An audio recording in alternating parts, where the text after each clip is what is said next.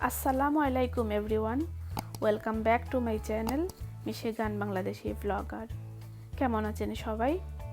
আজকে আমি আপনাদের জন্য সামার স্পেশাল আমার পছন্দের দুইটা পুডিংয়ের রেসিপি নিয়ে এসেছি। প্রথমে আমি এই পুডিংয়ের রেসিপিটা শেয়ার করব, কি কি উপকরণ দিয়েছি, কিভাবে তৈরি করলাম। আশা করছি আপনারা আমার সাথে থাকবেন। প্রথমে আমি কুসকুসের পুডিংয়ের রেসিপিটা শেয়ার করব। এখানে 1.5 কাপ কুসকুস নিয়েছি। তারপরে একটা প্যান চুলায় বসিয়ে দিয়েছি, 2 কাপ পানি দিয়ে দিলাম।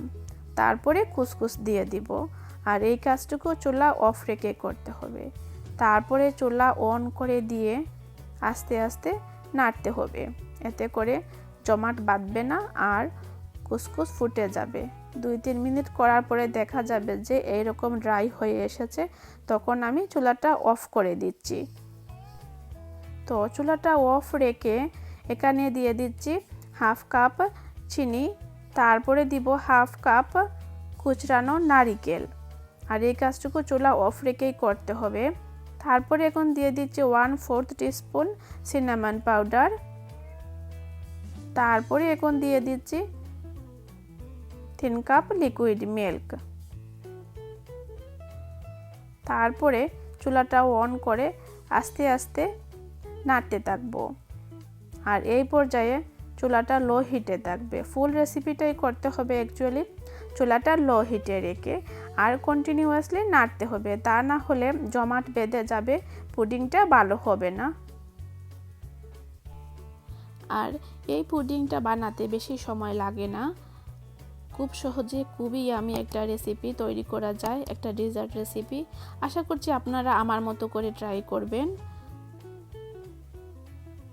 আর 5-6 মিনিট আসলে জাল করার পরে দেখবেন এইরকম ঘন হয়ে আসছে, আর কুসকুসও ভালোভাবে ফুটে গেছে, মানে সিদ্ধ হয়ে গেছে। আর যতই নাড়াচাড়া করা হোক না কেন, কুসকুস কিন্তু এত বেশি ভাঙে না, তো এতে আসলে ভয় পাওয়ার কোনো কিছু নাই। যখন দেখবেন এইরকম হয়ে এসেছে, তখন একটা ডিমের কুসুম নিয়েছি এখানে আমি, আর একটা চামচের সাহায্যে একটু ভেঙে দিয়ে আমি পুডিংয়ে দিয়ে দিচ্ছি। আর এই পর্যায়ে কোনো স্প্যাচুলা দিয়ে নাড়বো না, একটা হ্যান্ড উইস্কের সাহায্যে এই রকম উইস্ক করে মিশিয়ে দিব, এতে করে পুডিংয়ে ক্রিমি একটা ভাব আসবে। তারপরে যখন দেখবো যে ভালোভাবে অ্যাডজাস্ট হয়ে গেছে, তখন আমি আরও কিছু উপকরণ দিব।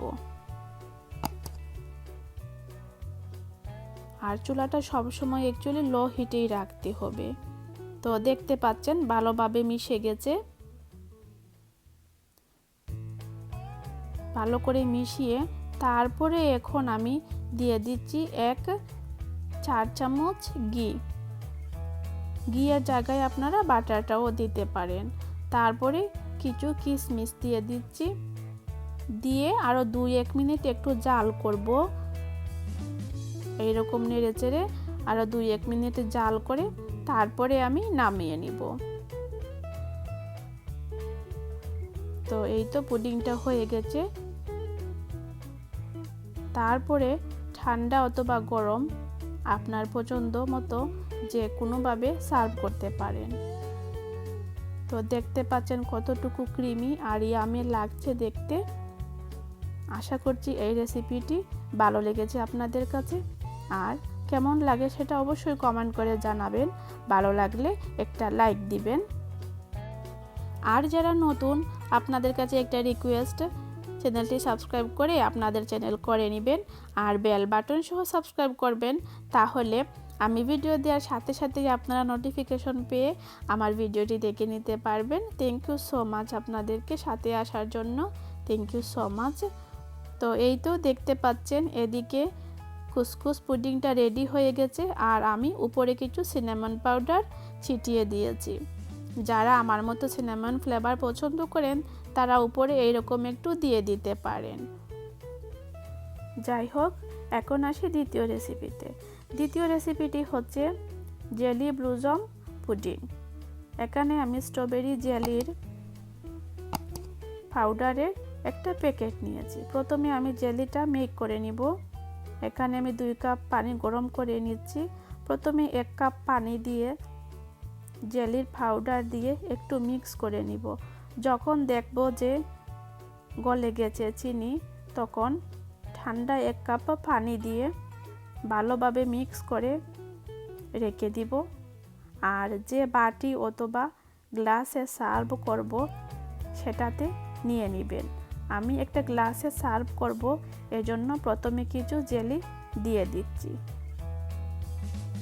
তারপরে জেলি দিয়ে ঠান্ডা হতে রেখে দিব 10 থেকে 15 মিনিটের জন্য। তারপরে এখানে আমি একটা প্যান নিয়েছি আর এখানে দিয়ে দিচ্ছি 3 কাপ লিকুইড মিল্ক।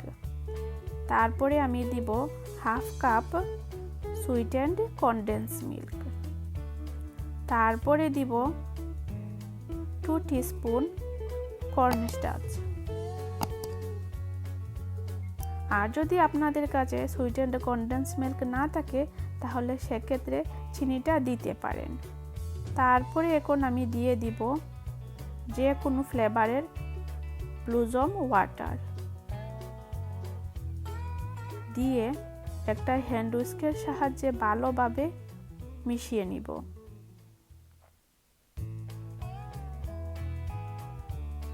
আর এই কাজটা করতে হবে চুলাতে প্যানটা বসানোর আগে।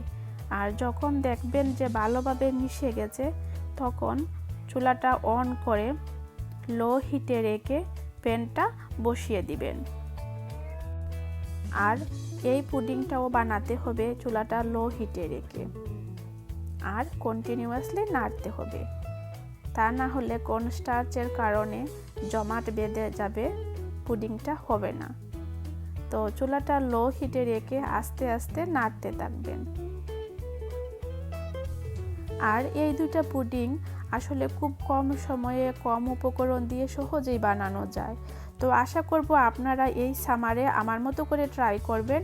আর ঠান্ডা ঠান্ডা এই পুডিং খেতে খুবই ভালো লাগে। তো যাই হোক, নাড়তে নাড়তে যখন দেখবেন যে ঘনত্বটা বেড়ে এসেছে, আস্তে আস্তে নাড়ার পরিমাণটাও বাড়াতে হবে।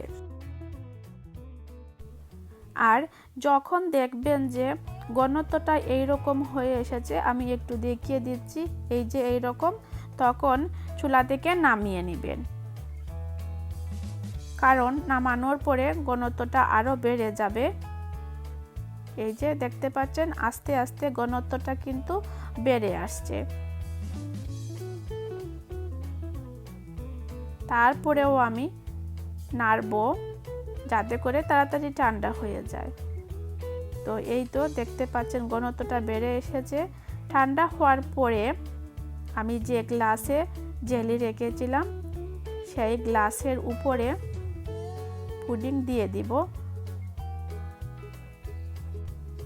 আর সার্ভ করার সময় আপনারা যে কোনো ডিশেও করতে পারেন।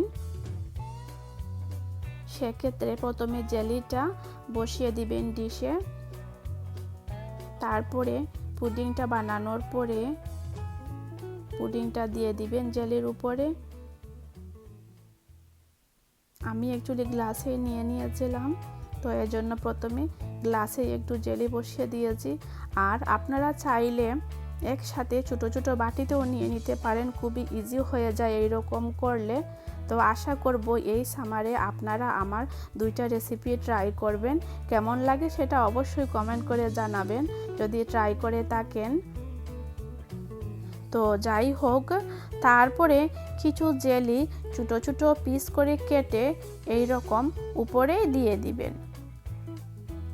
আর দেখতে পাচ্ছেন কতটুকু অ্যাট্রাকটিভ লাগছে দেখতে, আর খেতেও খুবই ইয়ামি হয়েছিল। আশা করছি আমার আজকের দুইটা রেসিপি আপনাদের কাছে ভালো লেগেছে। এতক্ষণ সবাই সাথে থাকার জন্য থ্যাঙ্কস এগেইন। ইনশাল্লাহ নেক্সট অন্য কোনো ভিডিও নিয়ে আসবো আপনাদের জন্য। ততক্ষণ পর্যন্ত সবাই ভালো থাকবেন, সুস্থ থাকবেন, আর আমাদের জন্যও দোয়া করবেন। আজকের মতো এখানেই বিদায় নিলাম। আল্লাহ হাফেজ। আসসালামু আলাইকুম।